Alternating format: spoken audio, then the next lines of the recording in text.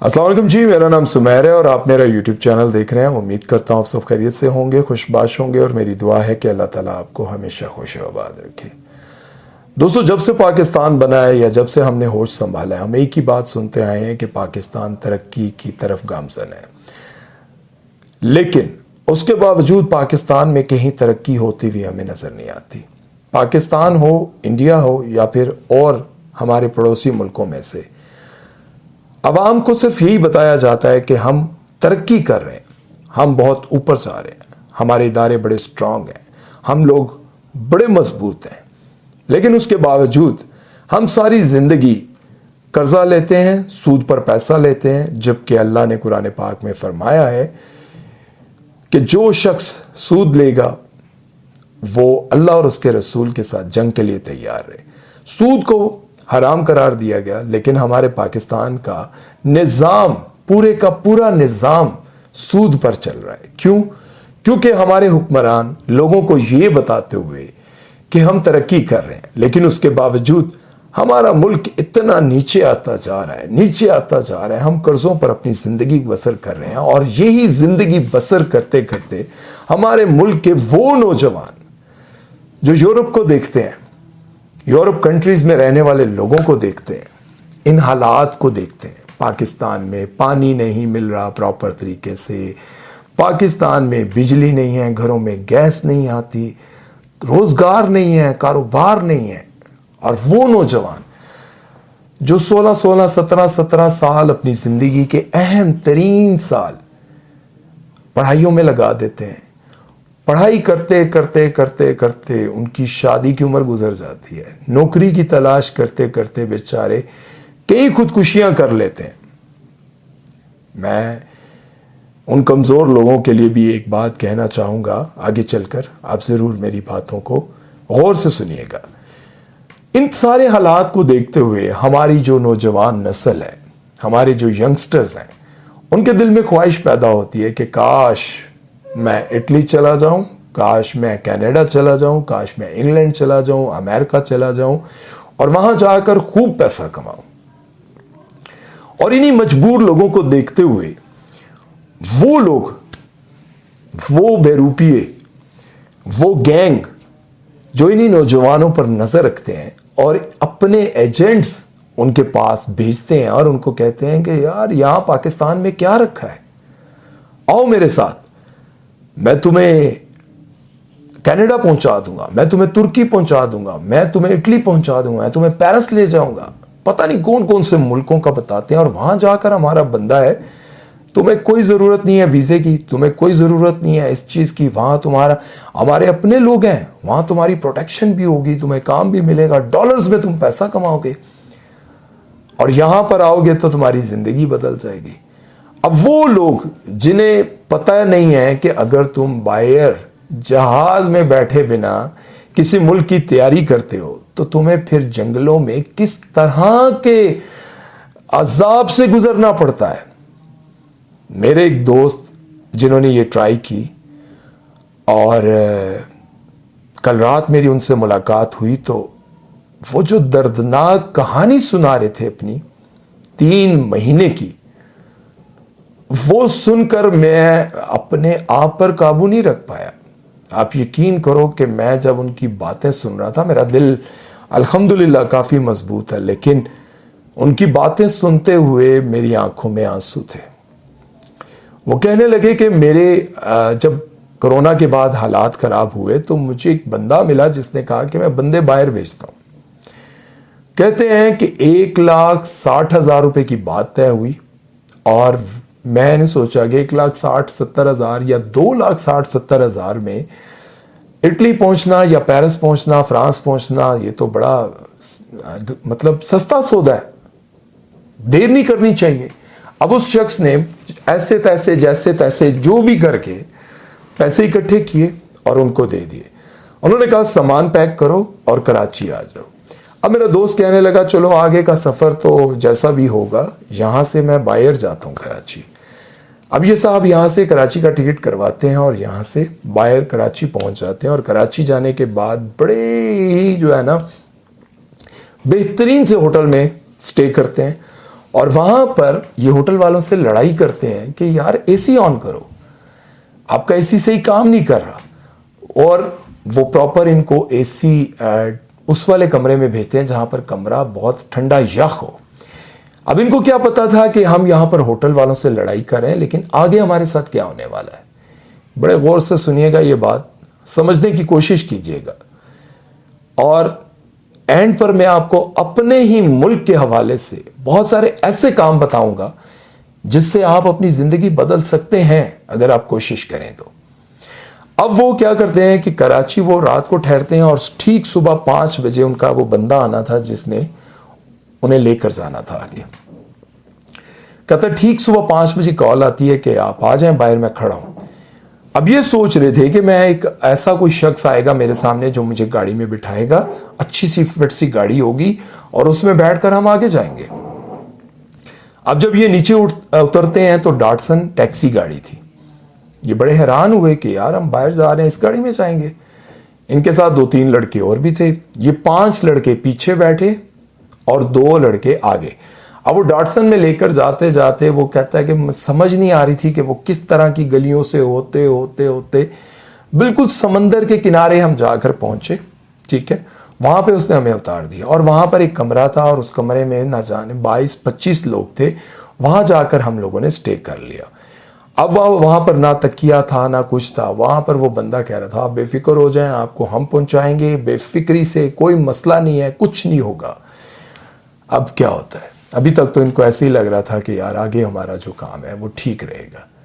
फिर उसके बाद वो कहते हैं कि वहां से हमें रात को एक कश्ती में बिठाया गया और उस कश्ती के साथ हमें रात को लेट नाइट पता नहीं कौन सी जगह ले जाया गया। वहां पर हम जब कश्ती से उतरे तो कश्ती से उतारने वाला हमें कहता है कि तुम लोगों ने यहीं बैठना है, आगे बंदा आएगा आपको आगे ले जाएगा। अब आप सोचें, यहां से आपको एक जगह पहुंचाया जाता है बलूचिस्तान के किसी इलाके में, वहां से उस बंदे की ड्यूटी खत्म। अब वहां पानी के किनारे मर जाते हैं, आपको कोई चीज काट जाती है, कुछ भी हो जाता है ना। आगे वाला अगर बंदा नहीं आता तो आपका ना आगे का रास्ता आपको पता ना पीछे का रास्ता पता है। ठीक है, वहां आप उतर जाते हैं। वो कहते हैं वहां हमें उतार दिया गया और उसके बाद हमें 1 घंटा इंतजार करने के बाद एक डबल केबिन गाड़ी आती है। डबल केबिन गाड़ी आने के बाद हम 22 लोग एक गाड़ी में बैठते हैं। कैसे? वो कहते हैं कि उस गाड़ी में हमें इस तरह से बिठाया गया कि वो हमें कहने लगा कि अपने बाजुओं में दूसरे का बाजू यूं डालकर बैठो पीछे डाले में, अगर कोई गिर गया तो मैं किसी के लिए नहीं रुकूंगा। कहता है मैंने अपनी जिंदगी में बहुत तेज गाड़ी भी चलाई और बहुत ज्यादा ऐसे ड्राइवरों के साथ भी बैठा जो गाड़ी बहुत तेज भगाते हैं, लेकिन उस जैसा ड्राइवर और उस जैसी ड्राइविंग मैंने कभी नहीं देखी। वो कहता है इस कदर खौफनाक तरीके से उसने गाड़ी चलाई कि हमें ऐसे लग रहा था कि सेकंड्स में हम न जाने कितने मील का सफर तय कर रहे हैं। ऐसे उसने वो सफर तय किया और 2, 2.5, 3 घंटे के बाद उसने हमें आगे उतार दिया और कहा कि एक जंगल नुमा जगह थी और उसने कहा यहां बैठ जाओ, अगला बंदा आएगा और तुम्हें यहां से ले जाएगा। अब आप सोचें, जब वो अगले किसी वहां पर किसी बॉर्डर के करीब पहुंचते हैं, वहां जाने के बाद उनको लगा कि अब हमें भूख लगी होगी तो हमें खाना दिया जाएगा। और वो एक झोंपड़ा टाइप सी जगह थी, झाड़ियों के साथ वो झोंपड़े नहीं बने होते, वो कहता है कि वैसी जगह थी। और उस जगह पर हम जाकर वहां पर जब हमने स्टे किया तो वहां पर पानी की बोतल भी, यहां 30, 40, 50 रुपए की है, तो वहां पे बोतल भी 560 रुपए की थी पानी की। कहता है कि वहां से हमने पानी लिया और एक बन टाइप इस तरह की रोटियां थी, वो हमने ली। ना सालन ना कुछ भी नहीं था और एक पानी का गिलास भी फ्री में नहीं था। अब आप सोचें क्या सिचुएशन लग रही होगी। अब आपको वापसी भी नहीं हो सकती, आपको खौफ आ रहा होता है, लेकिन बंदा सोचता है कोई नहीं, यहां तक पहुंचा है, अब थोड़ा सा ही रह गया। कहते उसी देर में हमें फिर एक कश्ती में बिठाया गया रात के कोई 2:30-3 बजे का फिर से टाइम हुआ तो हमें एक कश्ती में बिठाया गया, किसी और जगह पर छोड़ा गया। कहता जब हम वहां पहुंच गए तो वहां पहुंचने के बाद जो हमारे साथ हुआ वो मैं आपको नहीं बता सकता। कहता मुझे वो बोल तो उर्दू रहे थे, लेकिन मुझे नहीं पता था ये पाकिस्तान का इलाका, हम ये पाकिस्तान से बाहर आ गए, क्योंकि जंगल जंगल जंगल जंगल, दरिया, समंदर, इसी तरह से हम चलते जा रहे हैं और हमें नहीं पता कि अब हम कहां पे हैं और किन लोगों के हाथों में। कहता जब हम वहां पहुंचे तो उसके बाद एक लड़के को वॉशरूम जाना था।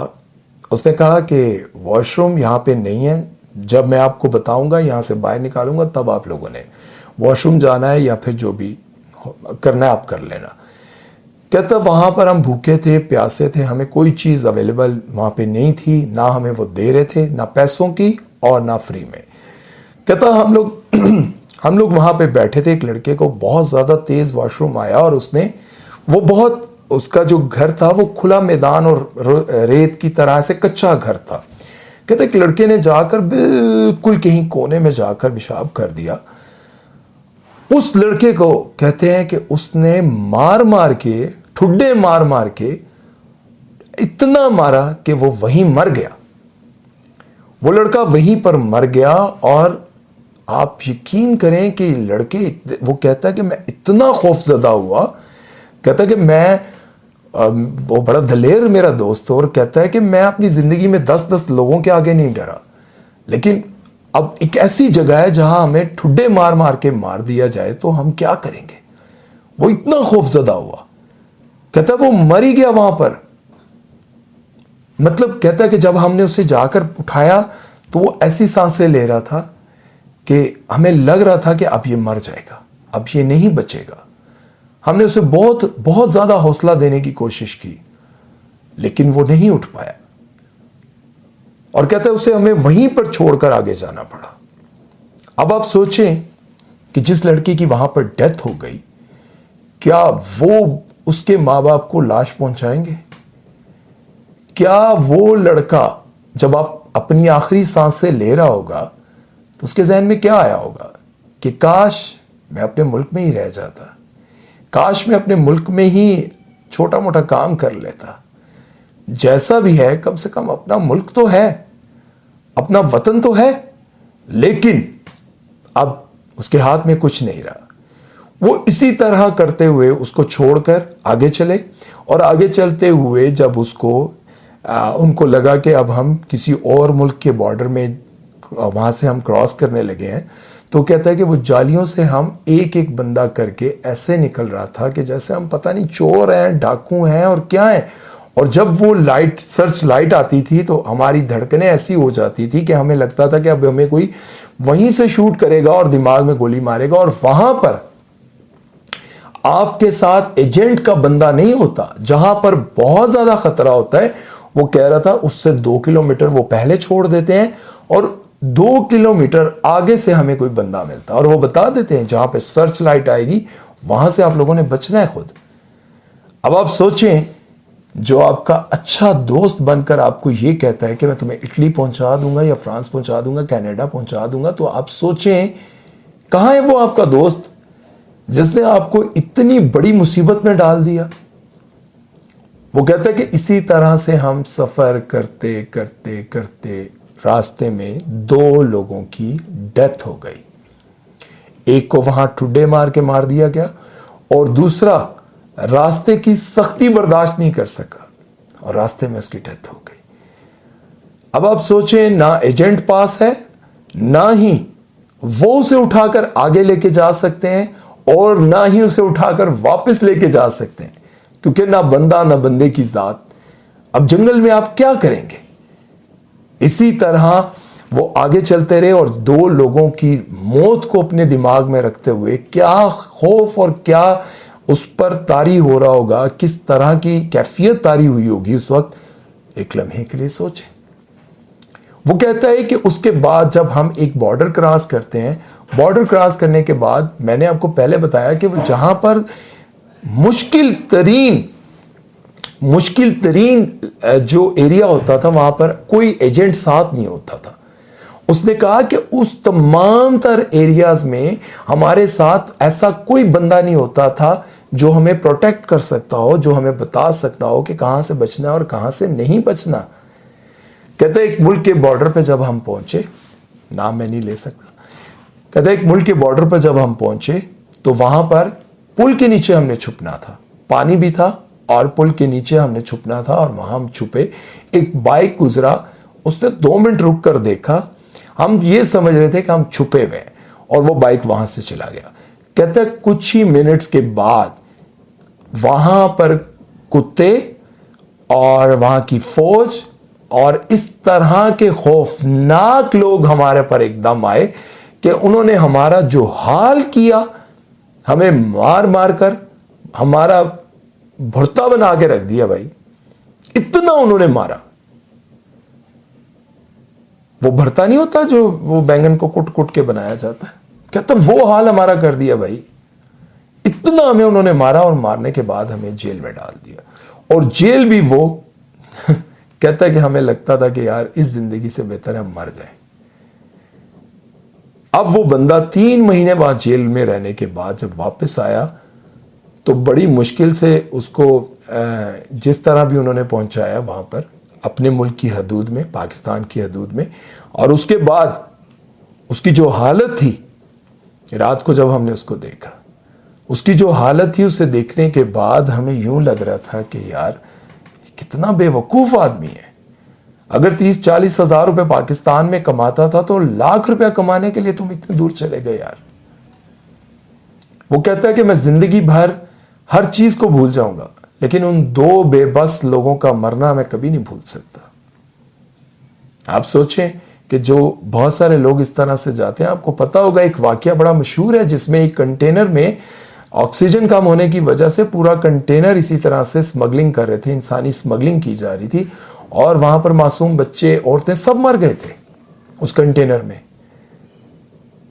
जैसा भी है, अपना मुल्क है, अपने मुल्क में इतना तो कमा ही लोगे कि यार अपनी जिंदगी बसर कर लोगे। ठीक है यार, ना मिली प्राडो तो ना सही, फॉर्चूनर ना मिली तो ना सही, लेकिन कम से कम अपने घर वालों के हाथों में मरोगे ना, और अपनी आई पर मरोगे। इस तरह के रिस्क लेकर ऐसे बेहिस लोगों के हाथ अपनी जिंदगी को डाल देते हो, अपनी जान को उनके हत्थे चढ़ा देते हो, कि जिस रास्ते पर चलकर ना आपको जिंदगी मिलती है, ना इज्जत मिलती है, ना मौत मिलती है। वो 22 में से 2 लोगों की डेथ होगी और बाकी 20 के 20 लोगों को उन्होंने फुटबॉल बनाया। कहते हैं उन पर कुत्ते छोड़े गए। अब आप सोचें कि आप बेबस हो, चिल्ला रहे हो और कुत्ते आपको काट रहे हो, आपको अपना घर तो याद आएगा ना।